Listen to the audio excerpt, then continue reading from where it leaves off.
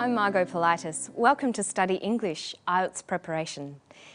Today we're going to look at paragraphs. But what's a paragraph? Well, it's a group of sentences that are related and develop an idea. You need to use paragraphs in any formal writing you do, especially in the IELTS writing test. Let's listen to a weather expert talking about clouds, and then we'll look at how a paragraph works. Clouds have two effects. Now, clouds obviously decrease the amount of incoming radiation, that is heating, from the sun. That then affects how many more clouds form. It affects how hot it gets in the daytime. At the same time, clouds at night time prevent radiation or heat escaping from the Earth.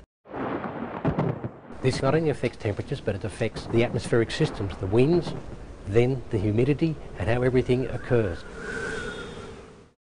Jim Arthur speaks clearly on the topic of clouds. What we have here, when it's written down, is a really good paragraph. A good paragraph consists of three main parts: a topic sentence, supporting sentences, and developing sentences. Let's start by looking at the topic sentence. The topic sentence provides the main idea of the paragraph. It tells us what the paragraph is about. Here's Jim Arthur introducing the subject he will be discussing. Clouds have two effects.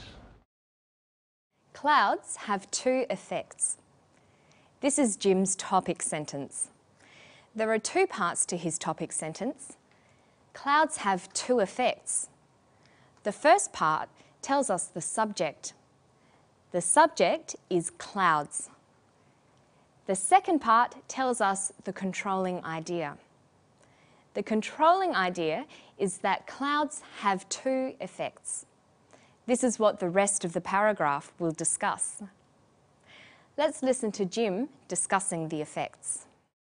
Now, clouds obviously decrease the amount of incoming radiation, that is heating, from the sun. In his second sentence, Jim states one of the effects of clouds that relates to and supports the topic sentence. Clouds decrease the amount of incoming radiation. This sentence is called a supporting sentence. Listen to him continue. That then affects how many more clouds form. It affects how hot it gets in the daytime. These two sentences further develop or support the idea expressed in the supporting sentence. They're called developing sentences. Developing sentences provide examples, back up, explain, illustrate, or clarify the point made in the supporting sentence. Listen to the next sentence in the paragraph. At the same time, clouds at night time prevent radiation or heat escaping from the Earth. This is the second supporting sentence in the paragraph. It supports the topic sentence. It gives the second effect of the clouds. They prevent radiation or heat escaping from the Earth. Now Jim develops the idea further. This not only affects temperatures, but it affects the atmospheric systems, the winds, then the humidity, and how everything occurs. Jim clarifies the information in a developing sentence. He tells us that clouds affect atmospheric systems, winds, and humidity. Let's summarise how paragraphs work. Paragraphs consist of related sentences that develop an idea. The idea is introduced in the topic sentence. The idea is supported in the supporting sentences. The idea is further developed with examples or clarification in the developing sentences. There are different ways to structure a paragraph, but these basic elements occur in all of them. When you practice writing paragraphs, try to make the ideas clear and provide details to strengthen the points you are making. Also do this when you're speaking. An important feature of a good paragraph is coherence. Arranging your ideas logically will help provide coherence and get your message across.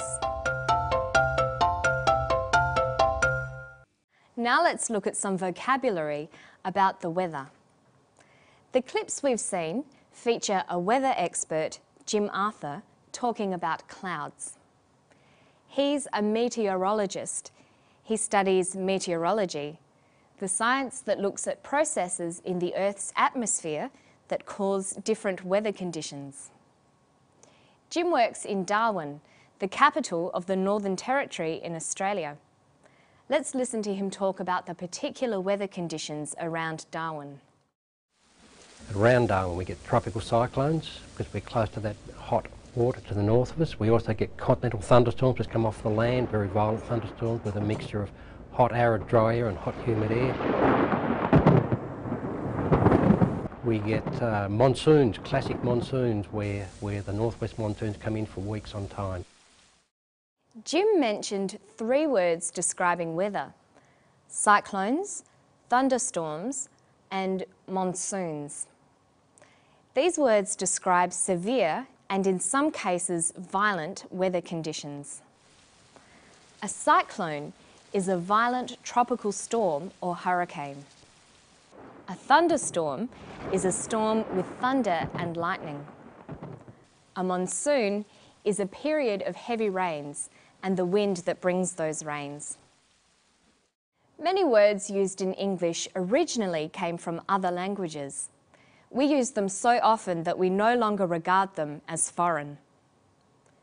Let's look at some weather words we've borrowed. Cyclone is from a Greek word.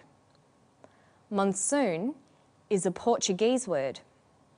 Typhoon, which is a tropical cyclone or hurricane, is from the Chinese taifeng, meaning extreme wind. Tsunami, a large destructive wave caused by an earthquake, is from the Japanese word meaning harbour wave.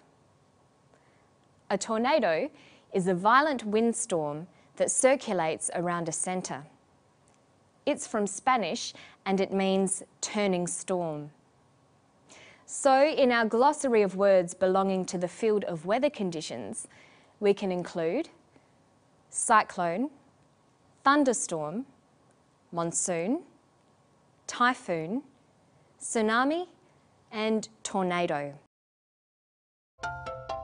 Listen to Jim using some of these words. Around Darwin we get tropical cyclones because we're close to that hot water to the north of us. We also get continental thunderstorms which come off the land, very violent thunderstorms with a mixture of hot arid dry air and hot humid air. We get monsoons, classic monsoons, where the northwest monsoons come in for weeks on time.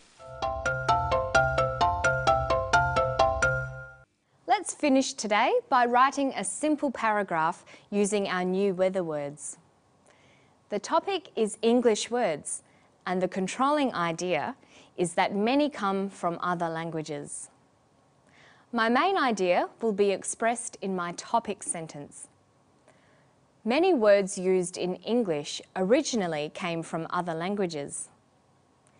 My supporting sentence will add, we use them so often we no longer regard them as foreign. I can use a developing sentence to give examples. Monsoon, tornado, and tsunami are words from Portuguese, Spanish, and Japanese. Lastly, I might finish with another supporting sentence that reinforces the main idea in the paragraph. English is always changing because it adopts new words. I hope you can put your new weather vocabulary to good use in some interesting paragraphs. To find more information and tips, visit our Study English website. That's all for today. I'll see you next time on Study English. Bye-bye.